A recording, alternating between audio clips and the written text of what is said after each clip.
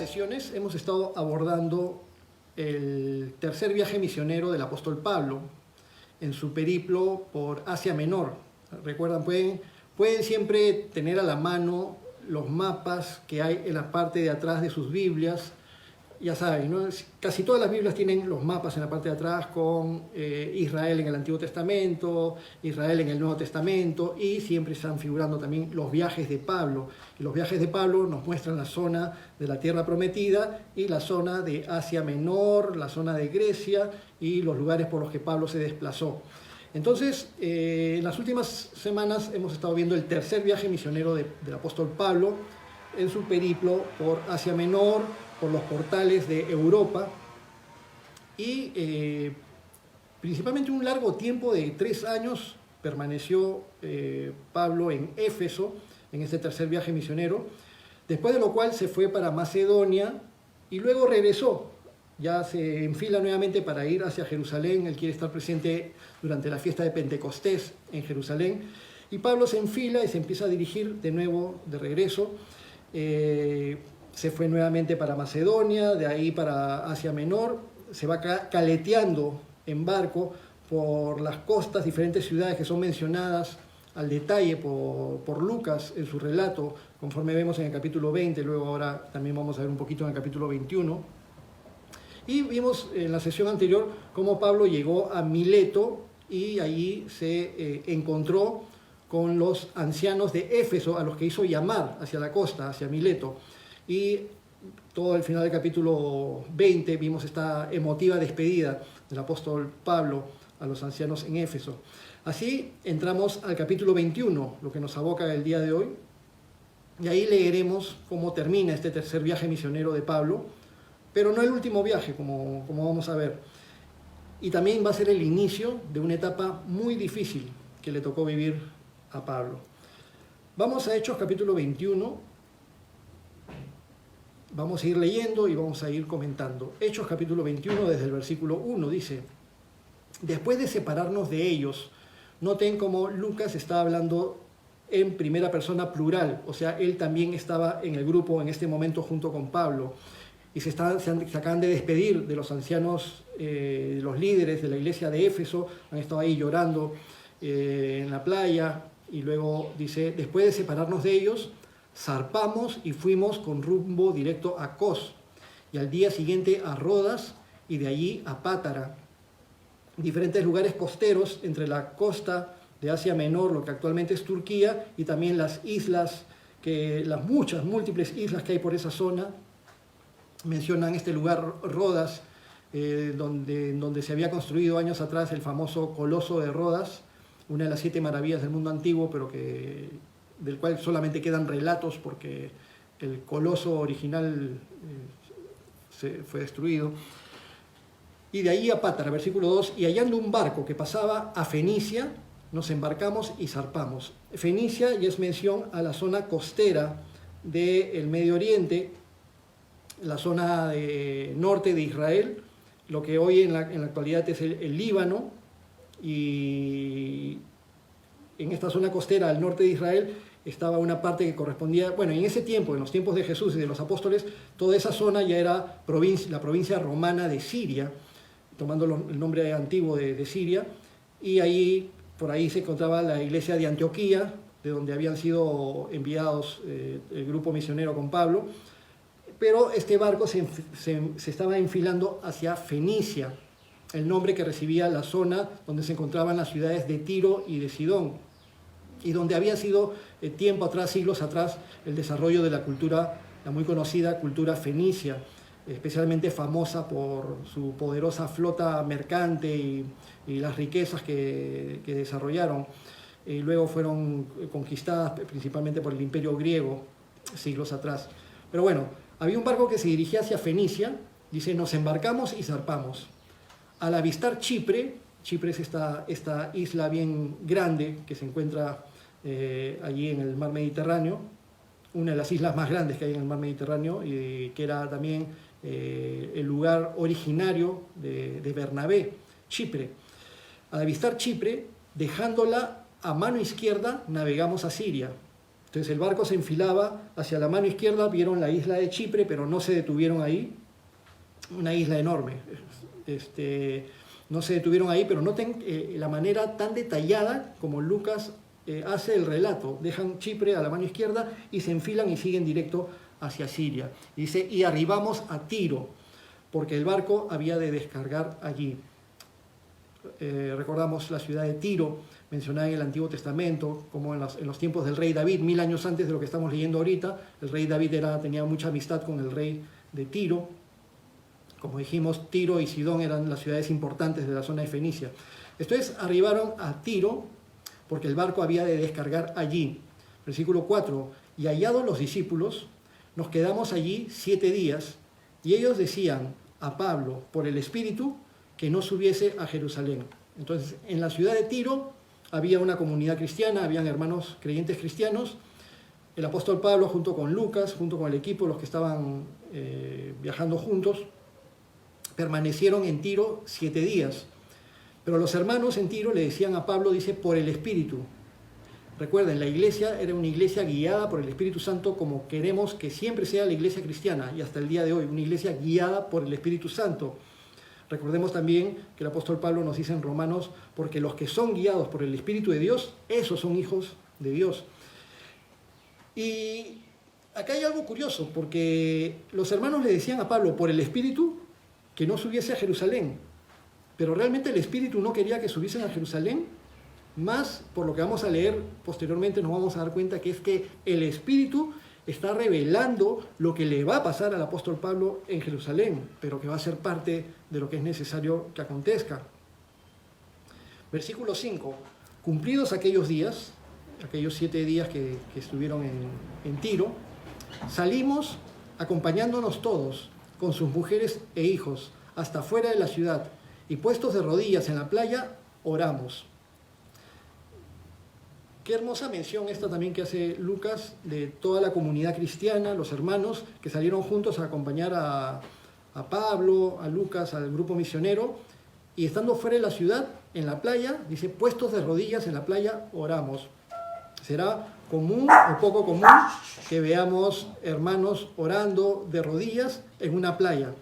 Quizá ya no sea tan común en nuestros tiempos, pero qué apropiado es que se ore con humildad, con mansedumbre, con entrega, con un gesto de humillación delante de Dios, en cualquier lugar y en cualquier momento. Eso no significa que yo voy a ir caminando a la Plaza de Armas de Lima solito o el Parque Kennedy en Miraflores y me voy a poner en el piso a orar de rodillas,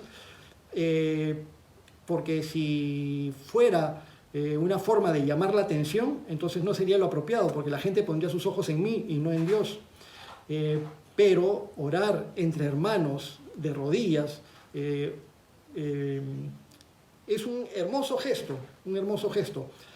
No significa que haya que orar obligadamente puestos de rodillas, solamente estoy haciendo mención que como en Hechos los creyentes cristianos lo hacían, es una hermosa forma de hacer.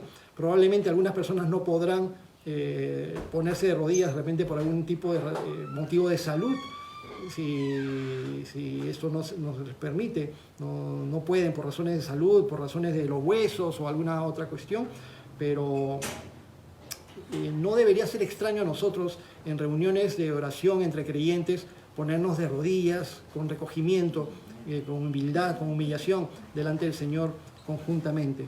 Oraron puestos de rodillas, dice versículo 6, y abrazándonos los unos a los otros, subimos al barco y ellos se volvieron a sus casas. Entonces estaban en Tiro, en la costa norte, al norte de Israel, a la zona de Fenicia, y suben al barco y nuevamente se embarcan. Es decir, ya no están bajando, o mejor dicho, no están subiendo hacia Jerusalén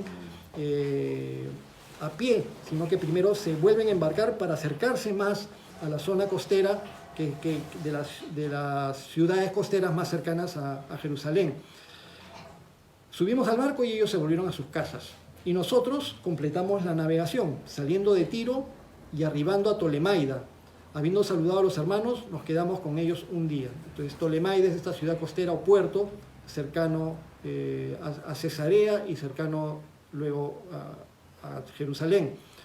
Al otro día, saliendo Pablo y los que con él estábamos, fuimos a Cesarea. Efectivamente, Cesarea sí es una ciudad bastante mencionada e importante en esa época. Prácticamente era la capital política de la gobernación romana en toda la zona de Israel. Entonces, saliendo Pablo y los que con él estábamos, versículo 8, fuimos a Cesarea y entrando en casa de Felipe, el evangelista, que era uno de los 7, posamos con él. Se menciona en este versículo 8 a Felipe y hacen 2 menciones acerca de él. La primera dicen Felipe el evangelista y luego que era uno de los 7. Se le nombra como el evangelista. A veces en la actualidad, cuando quieren referirse a los creyentes cristianos, erróneamente dicen, sí, porque los evangelistas no creen en la Virgen, los evangelistas no creen en los santos.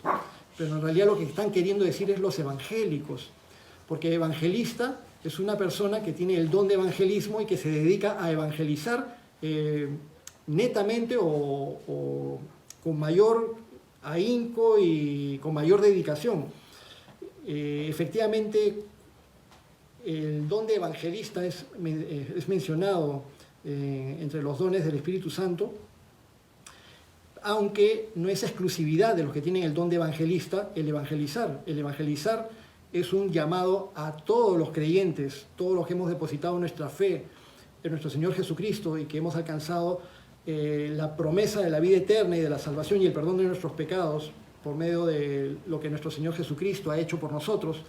Todos estamos llamados a evangelizar, todos estamos llamados a ser discípulos y a compartir nuestra fe.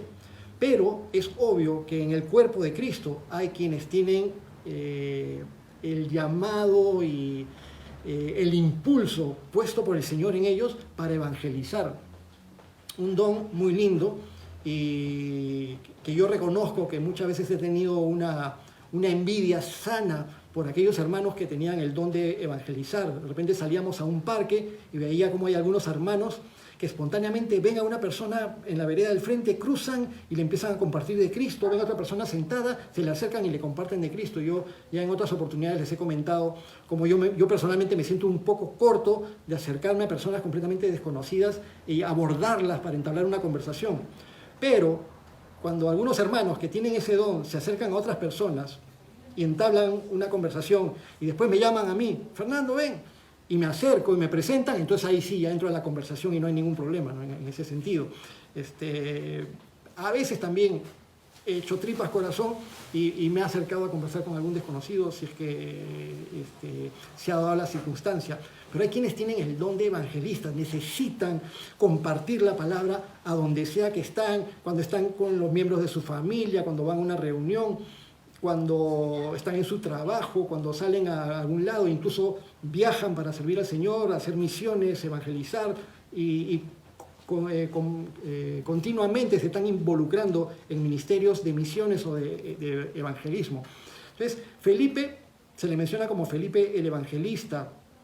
Si recordamos entre los capítulo 8 de Hechos, capítulo 8, 9, cuando se hace mención de los primeros que fueron esparcidos después de la persecución que hubo a raíz del apedreamiento a Esteban, Felipe se fue para Samaria. Primero fue a predicarle a este funcionario etíope, al eunuco etíope, le predicó de la salvación y luego fue llevado por el Espíritu y se encaminó hacia Samaria y en Samaria tuvo un ministerio exitoso e incluso la iglesia envió después a Pedro y a Juan para afirmar la obra en Samaria también. De ahí fue que después el Espíritu lo llevó a predicar al eunuco etíope y después ya se enfiló hacia Cesarea.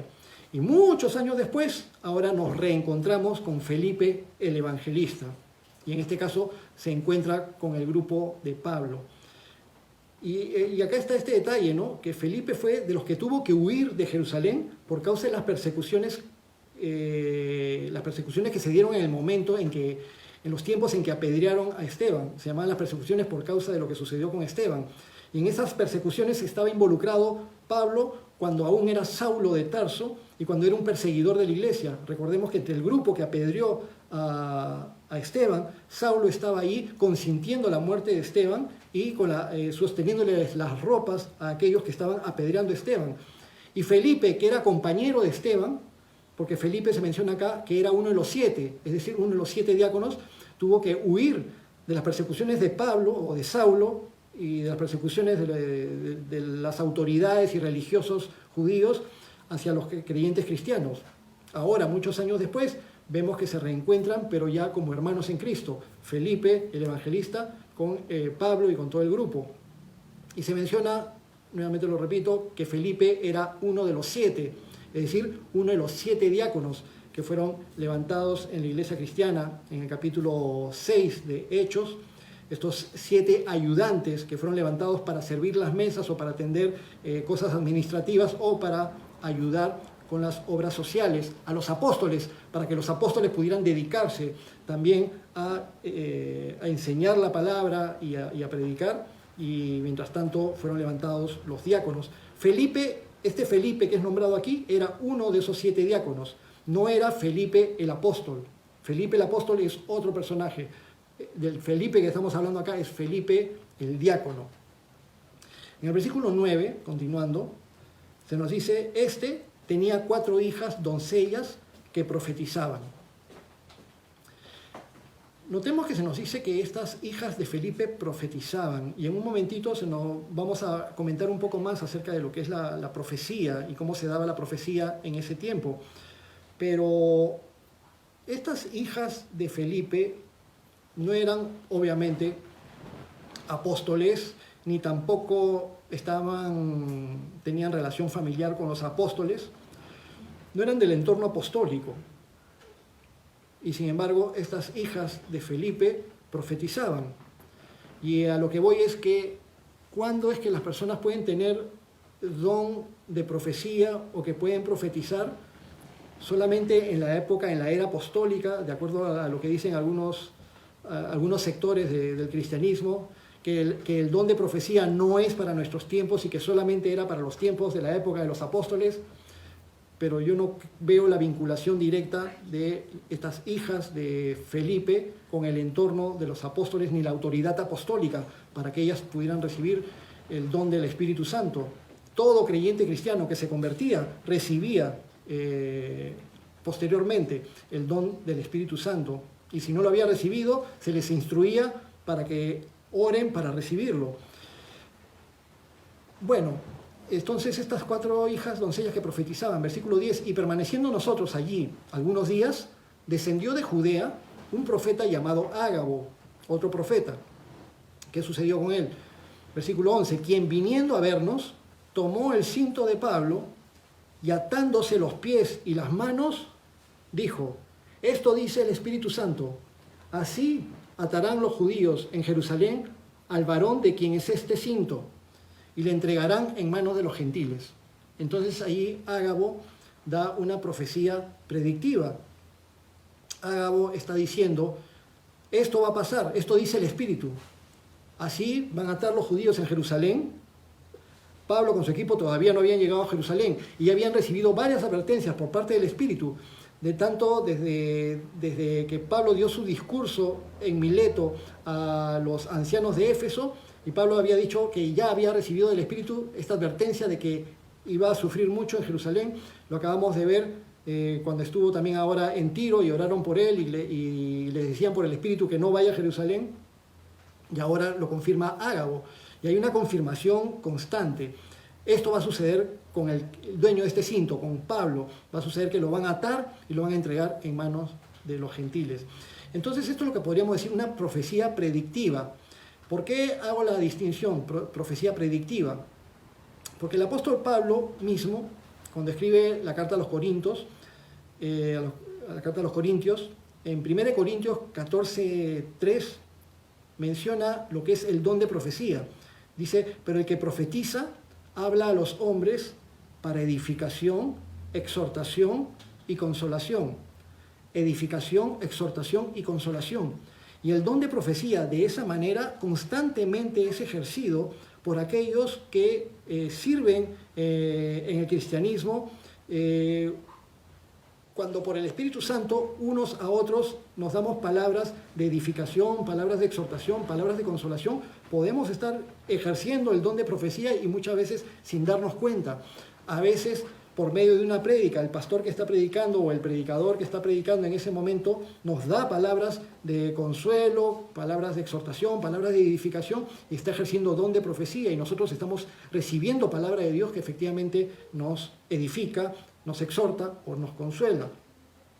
Pero también cuando hablamos de la palabra profecía o de profetas, lo primero que nos viene a la mente es la predicción. ¿Es dable la profecía predictiva en nuestros días? Nosotros creemos que el Espíritu Santo puede actuar conforme a su voluntad y de manera soberana y que nosotros no podemos restringir la capacidad del Espíritu Santo de repartir sus dones o de querer dar alguna instrucción o querer hacer algo en cualquier época, ayer, hoy y por siempre. Y que todo lo que el Espíritu Santo hacía a través de la iglesia cristiana en los tiempos de los apóstoles, creemos que está vigente hasta el día de hoy y por ello es que encontramos instrucciones del apóstol Pablo en ese sentido, por ejemplo, a los corintios, con respecto a los dones del Espíritu Santo. Pero con respecto a la profecía predictiva hay que ser muy prudentes, muy prudentes. ¿Por qué? Porque creo que todos somos testigos. Ustedes, nosotros, todos somos testigos de que han habido muchos abusos por parte de personas que se llaman personas servidores de Dios, a veces en sectas, pero a veces también en agrupaciones cristianas. Personas que dicen, esto dice el Señor, y que se confieren a sí mismos hablar de esta manera, y a veces lo hacen con ligereza de su parte. Porque a veces, y ha sucedido varias veces, como repito, en iglesias cristianas y a veces en sectas también, alguien que dice, así dice el Señor, que tenemos que ir a tal lugar porque va a pasar tal cosa. Y de repente pasan 3 días y no pasa lo que el supuesto hombre de Dios dijo que iba a pasar y no pasó. Entonces dicen, pero hermano, lo que usted dijo que iba a pasar y que usted dijo, dice el Señor, no terminó pasando. Entonces, ¿qué está pasando, no? Valga la redundancia. Y muchas veces estos ocurrentes hombres de Dios salen con la excusa de decir, no, es que ahora el Señor me ha revelado algo nuevo. Eso ya no, ahora ha cambiado de planes. Como que el Espíritu Santo cambia de planes o el Espíritu Santo se equivoca y se retracta. Y sabemos que no es así, ¿no es cierto? ¿Cómo distinguir a los falsos profetas, a las personas que dicen que hablan de Dios, pero que en realidad no hablan de Dios? Es lamentable cuando grandes grupos de personas terminan depositando su confianza en alguien que se supone que es un profeta. Hay sectas muy conocidas y grandes en la actualidad, por ejemplo, los mormones. Los mormones consideran al presidente de su iglesia, al presidente de los mormones, como el profeta viviente. Entonces, ¿cómo distinguir a los falsos profetas? Nuestro Señor Jesucristo nos dice, por sus frutos los conoceréis. Pero a veces hay algunos que con mucha hipocresía disfrazan los frutos, no se hacen tan evidentes al momento. A veces, tarde o temprano, se terminan destapando las cosas. Pero el Señor nos da una advertencia en Deuteronomio capítulo 18, versículos 20 al 22. Y vamos para allí, en el Antiguo Testamento. Deuteronomio 18, 20 al 22. El profeta que tuviere la presunción de hablar palabra en mi nombre, ahí sí dice el Señor, a quien yo no le haya mandado hablar, o que hablare en nombre de dioses ajenos, el tal profeta morirá. Miren qué drástica era la palabra de Dios con respecto a aquellos que tuvieran el atrevimiento de decir que hablaban de parte de Él, pero que no habían sido mandados por Él. Muchos de los profetas modernos, si hubieran vivido en Israel de la época de Moisés, los hubieran apedreado. Versículo 21, Deuteronomio 18, 21. Y si dijeres en tu corazón, ¿cómo conoceremos la palabra que Jehová no ha hablado? Versículo 22. Si el profeta hablare en nombre de Jehová y no se cumpliere lo que dijo, ni aconteciere, es palabra que Jehová no ha hablado. con presunción habló el tal profeta, no tengas temor de él.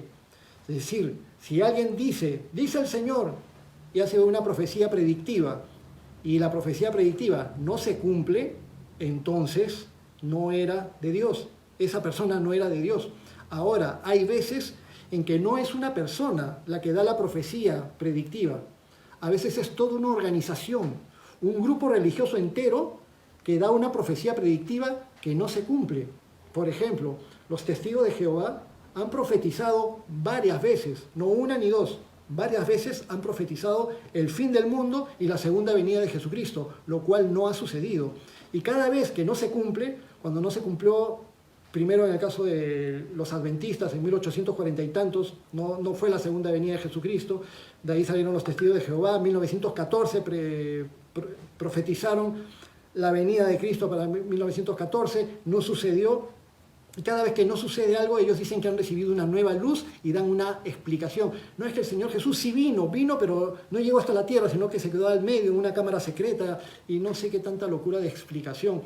Profetizaron los testigos de Jehová para 1925 que llegarían los profetas del Antiguo Testamento, Abraham, Isaac y Jacob, que llegarían a la tierra. Entonces construyeron una mansión llamada Bet Sharim, y construyeron una mansión enorme con los fondos que tenían de todos los hermanos que habían aportado, pero llegó 1925 y nunca llegaron ni Abraham, ni Isaac, ni Jacob. Y entonces, cuando no llegó en la fecha, se quedan callados. El que se quedó viviendo en ese castillo llamado Bet Sharim fue el presidente de los testigos de Jehová en esa época. Y cuando murió ese presidente de los testigos de Jehová, calladamente, unos años después, vendieron la mansión y se quisieron hacer los locos con el tema. Y así muchas profecías que no se cumplieron. Entonces, si una organización religiosa profetiza, aplicamos lo mismo. Si el profeta hablara en nombre de Jehová y no se cumpliere lo que dijo ni aconteciere, es palabra que Jehová no ha hablado. Con presunción habló el tal profeta, o la organización que se cree profeta, que se cree la voz de Dios acá en la tierra. No tengas temor de él, dice el Señor. Y así sucede en la actualidad. Es triste cuando muchos hermanos cristianos que tenían un trasfondo, que antes de convertirse buscaban a las brujas, a los hechiceros, a que les lean las cartas, a que les lean las manos o que se leían los horóscopos y que siempre están preocupados pensando, ay, ¿qué va a suceder en el futuro? ¿Qué va a suceder? ¿Y quién va a salir presidente el domingo? Y están consultando a la bruja, al otro brujo, y leyendo la coca o leyendo lo que sea. Es propio del ser humano, de la pecaminosidad del ser humano, esta angustia por el futuro que los lleva a querer buscar este tipo de adivinación, lo cual el Señor ha prohibido en su palabra, también allí en Deuteronomio 18, si lo leen un poco antes de lo que leí. ¿Y qué sucede? Que cuando las personas se convierten, entregan su corazón a Jesucristo, empiezan a asistir a iglesias cristianas y de repente hay iglesias donde aparece, ha llegado el profeta de Dios. Y los que quieren pueden sacar cita con el profeta. ¿Y para qué sacan cita con el profeta? Para que el profeta te diga con quién te vas a casar, o si te va a ir bien en los negocios, o si vas a tener el viaje que estabas esperando, o para tomar una decisión importante, para eso vas a conversar con el profeta. Entonces han reemplazado a la bruja, al chamán, al adivinador, lo han reemplazado con el profeta. Entonces el profeta se convierte en la versión cristiana del paganismo. Y no debería ser así para nada, porque nuestra confianza está puesta en lo que Dios quiera soberanamente hacer con nuestras vidas. Confiamos en el Señor, confiamos en su voluntad y por lo tanto no necesitamos estarnos angustiando por conocer lo que nos pueda decir un profeta. Eso para hablar con respecto a la profecía predictiva. Pero si Dios soberanamente, con su Espíritu Santo, quiere dar profecía predictiva a la iglesia, pues lo hará. El movimiento de Calvary Chapel fue fundado y se dio en sus inicios profecía predictiva con respecto a que un grupo de hermanos que estaban orando en una iglesia pequeñita que se llamaba Calvary Chapel iban a recibir la visita de un pastor que iba a efectuar unos cambios y que la iglesia iba a crecer muchísimo. Recibieron esa profecía y cuando llegó el pastor Chuck Smith, ojo, Chuck Smith no fundó Calvary Chapel. Calvary Chapel era una iglesia chiquita que ya existía. Con el pastor Chuck Smith fue que se dieron los cambios para que la iglesia creciera, bendecida y guiada por el Espíritu Santo, pero se dio con una profecía predictiva. Entonces, Sí creemos que Dios puede hablar el día de hoy, pero queremos ser muy prudentes con ese tema. Bueno, al oír esto, versículo 12, estaba el grupo de Pablo con los demás y han oído de que Pablo va a sufrir en Jerusalén, va a ser atado. Al oír esto, le rogamos nosotros y los de aquel lugar que no subiese a Jerusalén. Entonces Pablo respondió: ¿qué hacen llorando y quebrantándome el corazón? Porque yo estoy dispuesto no solo a ser atado, más aún, a morir en Jerusalén por el nombre del Señor Jesús. Pablo ya lo había dicho en la sesión anterior cuando leímos Hechos capítulo 20, Pablo en Mileto ya había dicho que no estimaba preciosa su vida con tal que acabe su carrera con gozo. Y ahí mencionamos que nuestro Señor Jesucristo nos dijo: el que ama su vida la perderá, y el que aborrece su vida en este mundo, para vida eterna la guardará. Y el apóstol Pablo no se hacía problemas, su anhelo era hacer la voluntad de Dios y cumplir la voluntad de Dios, aún en riesgo de su propia vida. Eso no significa que arriesguemos temerariamente nuestra vida por gusto, sino que si es que la voluntad de Dios, que cumplamos algún plan del Señor, y eso involucra que pudiera estar en riesgo nuestra vida, pues si tiene que suceder, sucederá como sucedió con nuestro Señor Jesucristo, como sucedió con los apóstoles, como sucedió con muchísimos, con varios millones de mártires en la historia de la iglesia. Versículo 14, Hechos 21, 14, dice, está hablando Lucas en primera persona: y como no le pudimos persuadir, es decir, a Pablo no le pudimos convencer, desistimos diciendo: hágase la voluntad del Señor. Todos los que estaban ahí querían convencer a Pablo para que no vaya a Jerusalén, pero como no lo pudieron convencer de que no vaya a Jerusalén, entonces todos dijeron: ok, hágase la voluntad del Señor. Y ese es el título de nuestro estudio el día de hoy: hágase la voluntad del Señor, porque eso es al punto al cual debemos llegar siempre los creyentes cristianos. Es el colmo que algunas personas, cuando tú dices que se haga la voluntad de Dios, y algunos hermanos cristianos te puedan decir: no digas eso, no digas hágase la voluntad, con eso estás matando la fe. Si tú tienes fe, tú tienes que confesar lo que va a suceder y no debes decir hágase la voluntad de Dios. Cuando un creyente dice hágase la voluntad de Dios, primero que está siendo obediente a las palabras de nuestro Señor Jesucristo, que nos lo enseñó como un modelo de oración: Padre nuestro que estás en los cielos, santificado sea tu nombre, hágase tu voluntad en la tierra como se hace en los cielos. Y nuestro mismo Señor Jesucristo, a la hora de ir a la muerte por amor a nosotros, le dijo al Padre: si es posible, que pase de mí esta copa, pero que no sea mi voluntad, sino la tuya. Y nuestro Señor Jesucristo nos ha enseñado a que debemos buscar hacer la voluntad de Dios y debemos amar la voluntad de Dios. Y algo importante: querer que se haga la voluntad de Dios no es falta de fe, es todo lo contrario. Las personas que verdaderamente tienen fe quieren que se haga la voluntad de Dios, sea cual sea, porque confían en el Señor y saben que lo que Dios haga, que lo que Dios decida, va a ser mejor que lo que yo decida. Yo quiero decidir lo que Dios decida. Yo quiero despojar mi vida en las manos del Señor, porque Él todo siempre lo va a llevar para bien. Y nos dice la palabra que la voluntad de Dios es buena, agradable y perfecta. Versículo 15. Después de esos días, hechos ya los preparativos, subimos a Jerusalén. Y vinieron también con nosotros de Cesarea algunos de los discípulos, trayendo consigo a uno llamado Mnasón de Chipre, discípulo antiguo con quien nos hospedaríamos. Versículo 17. Cuando llegamos a Jerusalén, los hermanos nos recibieron con gozo, y al día siguiente Pablo entró con nosotros a ver a Jacobo, y se hallaban reunidos todos los ancianos. El Jacobo mencionado en el versículo 18 no es uno de los apóstoles, es Jacobo, medio hermano de nuestro Señor Jesucristo. Jesucristo fue hijo de María por obra del Espíritu Santo, primogénito de María, pero luego cuando María y José, después del nacimiento de Jesús, María y José tuvieron su vida conyugal, tuvieron hijos e hijas. Entre esos hijos estaban Jacobo y Judas. Jacobo, que después es llamado Santiago. Es llamado Santiago porque se hace una conjunción de las palabras latinas Sanctus Jacobus, Santiago, y de ahí sale el Santiago. Entonces, la carta que tenemos hacia el final de la Biblia, la carta de Santiago, fue escrita por este Jacobo, del que estamos mencionando ahora, y la carta de Judas también por el otro medio hermano de nuestro Señor Jesucristo. Entonces, este Santiago o Jacobo era líder de la iglesia en Jerusalén. Lo vimos actuando protagónicamente en el capítulo 15 del libro de Hechos, cuando hubo el concilio de Jerusalén. Entonces entró Pablo para ver a Jacobo y ahí estaban reunidos todos los ancianos, es decir, los líderes de la iglesia en Jerusalén, a los cuales, después de haberles saludado, les contó una por una todas las cosas que Dios había hecho entre los gentiles por su ministerio. Cuando ellos lo oyeron, glorificaron a Dios. Ven qué lindo, contar tu testimonio y que las personas glorifiquen a Dios. Y así Pablo contó todo lo que había sucedido en las iglesias, entre los gentiles, en Asia Menor, luego en Macedonia, en la zona del portal hacia Europa, todas esas cosas que habían sucedido.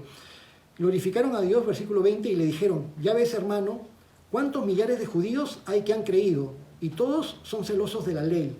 Así como han creído muchos gentiles, también habían a estas alturas ya varios miles de judíos que habían creído en Jesucristo. Y todos los judíos que habían creído en Jesucristo eran celosos de la ley, mientras que los gentiles no tenían por qué ser celosos de la ley. Versículo 21. Pero se les ha informado en cuanto a ti, en cuanto a Pablo, que enseñas a todos los judíos que están entre los gentiles a apostatar de Moisés, diciéndoles que no circunciden a sus hijos ni observen las costumbres. Esta era una acusación falsa. Pablo lo único que había dicho era que a los gentiles que no eran judíos no debían obligarlos a que circunciden a sus hijos ni a que guarden las leyes judías, la ley de Moisés. Eso es lo que Pablo había dicho cuando habían judíos legalistas dentro de los cristianos que querían obligar a los nuevos creyentes cristianos a que se judaicen, es decir, a que practiquen los rituales, las fiestas y todas las estipulaciones de la ley de Moisés y de la tradición judía también. Versículo 22, están diciéndole a Pablo: ¿qué hay pues? La multitud se reunirá de cierto, porque oirán que has venido. Haz pues esto que te decimos. Hay entre nosotros 4 hombres que tienen obligación de cumplir voto. Tómalos contigo, purifícate con ellos y paga sus gastos para que se rasuren la cabeza. Y todos comprenderán que no hay nada de lo que se les informó acerca de ti, sino que tú también andas ordenadamente guardando la ley. Entonces toma a estos 4 muchachos que han hecho un voto y que cuando terminan el voto se rasuran la cabeza, que es parte de la ceremonia de este voto cumplido, un voto de nazareato que dura un tiempo, que se dejan crecer el pelo y cuando termina el voto se rasuran la cabeza. Yo no he hecho voto de nazareato por si acaso, pero era cómo se asumía la costumbre. Los que tenían el voto de nazareato continuo, permanente, no se rasuraban la cabeza nunca, como el caso de Sansón, el caso de Juan el Bautista, Samuel. Pero cuando era un voto de nazareato por un tiempo determinado, entonces cuando terminaba el tiempo del voto, se rasuraban y entonces le están diciendo a Pablo que auspicia a estos 4 muchachos para que se rasuren la cabeza y para que vayan al templo. Dice: y todos comprenderán que no hay nada de lo que se les informó acerca de ti, sino que tú también andas ordenadamente guardando la ley. Pero en cuanto a los gentiles que han creído, versículo 25, y esto es importante, pero en cuanto a los gentiles que han creído, nosotros les hemos escrito, determinado que no guarden nada de esto, solamente que se abstengan de los sacrificados a los ídolos, de sangre, de ahogado y de fornicación. De esto habíamos hablado bastante cuando hicimos el estudio del capítulo 15. Los creyentes gentiles, y notemos, los hermanos cristianos, creyentes, gentiles, es decir, los no judíos, como tú y como yo, o como la mayoría de los que estamos acá presentes, salvo algunas pocas excepciones. Mi esposa es judía, pero ella nació acá en el Perú, es peruana, su abuelito era judío y fue criada con todas las costumbres peruanas y conoció al Señor y se volvió cristiana y no practica las costumbres judías porque nunca las aprendió y nunca estuvo vinculada con la comunidad judía. Pero si hubiera estado vinculada a la comunidad judía, por supuesto que hubiera estado normal y bien que practicara todas las costumbres judías y la ley de Moisés y los rituales y guardar el Shabbat y guardar las fiestas. Pero como no fue así, vive con nosotros como creyente cristiano, como creyente gentil, y no hay realmente un problema. Lo que sucede es que no hay obligación para los gentiles. Miren, nuevamente lo reafirma el liderazgo de la iglesia en Jerusalén. No hay problema que no guarden nada de esto, solamente que se abstengan de los sacrificados a los ídolos, de sangre, de ahogado y de fornicación. Entonces Pablo, versículo 26, tomó consigo a aquellos hombres y al día siguiente, habiéndose purificado con ellos, entró en el templo para anunciar el cumplimiento de los días de la purificación, cuando había de presentarse la ofrenda por cada uno de ellos. Pero cuando estaban para cumplirse los 7 días, unos judíos de Asia, de la zona donde había estado Pablo en Asia Menor, unos judíos de Asia, al verle en el templo, alborotaron a toda la multitud y le echaron mano, dando voces: «Varones israelitas, ayudad. Este es el hombre que por todas partes enseña a todos contra el pueblo, la ley y este lugar. Y además de esto, ha metido a griegos en el templo y ha profanado este santo lugar». Le están calumniando a Pablo. Versículo 29, porque antes habían visto con él en la ciudad a Trófimo de Éfeso, a quien pensaban que Pablo había metido en el templo. Obviamente Pablo había llegado a Jerusalén con un grupo donde habían varios judíos, pero también habían algunos cuantos gentiles a Jerusalén, lo cual no era ningún problema. Pero ahora le están acusando de meter a esos gentiles, haberlos metido al templo, lo cual no era cierto. Versículo 30. Así que toda la ciudad se conmovió y se agolpó el pueblo, y apoderándose de Pablo, le arrastraron fuera del templo e inmediatamente cerraron las puertas. Versículo 31. Y procurando ellos matarle, se le avisó al tribuno de la compañía que toda la ciudad de Jerusalén estaba alborotada. La ciudad de Jerusalén era una ciudad que giraba en torno a la actividad del templo. Todo lo que sucedía en el templo y en los alrededores del templo tenía que ver con toda la ciudad de Jerusalén. El templo era el corazón de la vida de Jerusalén. Se alborotó el templo, se alborotó Jerusalén y se enteraron la guardia romana, es más, que estaba en una torre cercana, la fortaleza la tenían cercana al monte del templo. Entonces se le avisó al tribuno, versículo 32, el tribuno, la autoridad militar romana, versículo 32, tomando luego soldados y centuriones, corrió a ellos, y cuando ellos vieron al tribuno y a los soldados, dejaron de golpear a Pablo. Imagínense, le estaban dando una paliza a Pablo y la golpiza terminó cuando vieron al tribuno, a la autoridad. Entonces, llegando el tribuno, le prendió a Pablo y le mandó atar con 2 cadenas y preguntó quién era y qué había hecho. Pero entre la multitud, unos gritaban una cosa y otros otra.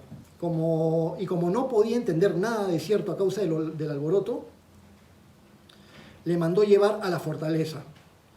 Al llegar a las gradas, es decir, saliendo del monte del templo, y por ahí estaban ya las gradas hacia la fortaleza romana, la fortaleza antonina. Al llegar a las gradas, aconteció que era llevado en peso por los soldados a causa de la violencia de la multitud. Entonces lo han tenido que arrebatar de la multitud a Pablo, lo estaban golpeando, lo dejaron de golpear, los soldados lo cargan en peso entre varios soldados y tienen que arrastrarlo, llevarlo en vilo por causa de la multitud. Versículo 36, porque la muchedumbre del pueblo venía detrás gritando: ¡muera! ¡Muera! Versículo 37, cuando comenzaron a meter a Pablo en la fortaleza, dijo al tribuno: ¿se me permite decirte algo? Y él dijo: ¿sabes griego? ¿No eres tú aquel egipcio que levantó una sedición antes de estos días y sacó al desierto a los 4.000 sicarios? El tribuno estaba sorprendido por qué estaba tan alborotada la ciudad y por qué todos querían matar a Pablo, porque estaban tan enfurecidos en contra de Pablo. Entonces dice: ¿eres tú el sedicioso, ese egipcio que levantó una sedición?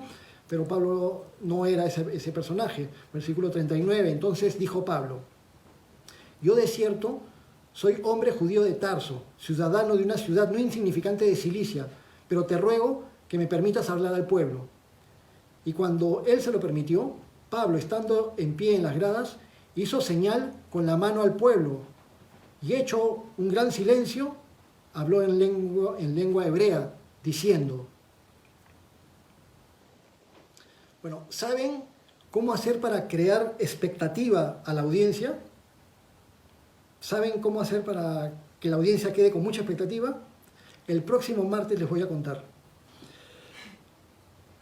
Bueno, obviamente el capítulo 21 y el capítulo 22 están muy estrechamente entrelazados, pero por razones de tiempo, el capítulo 22 lo vamos a continuar la próxima semana.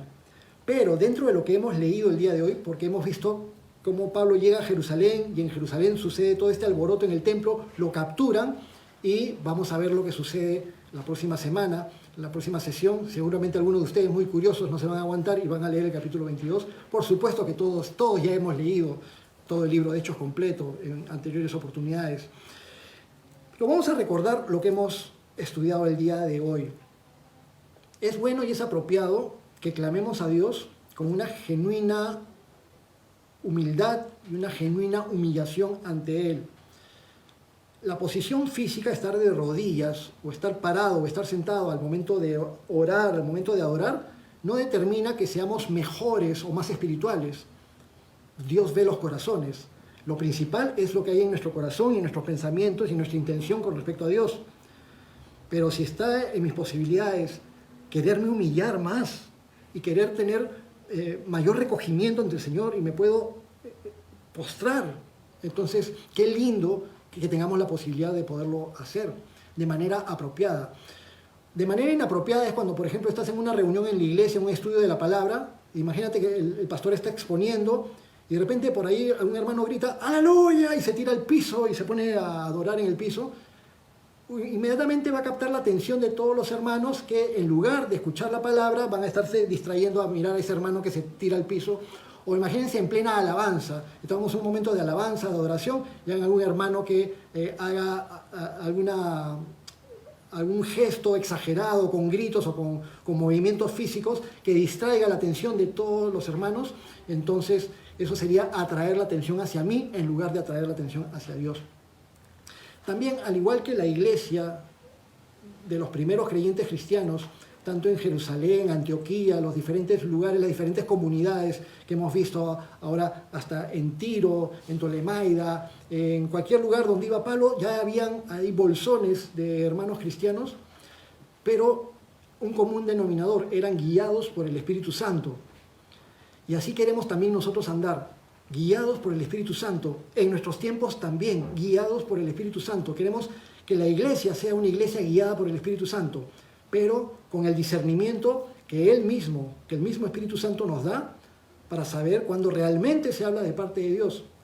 Como mencionó como mencionó Pedro, y fue citado por el pastor Lucho, la palabra profética más segura la tenemos escrita en la Biblia.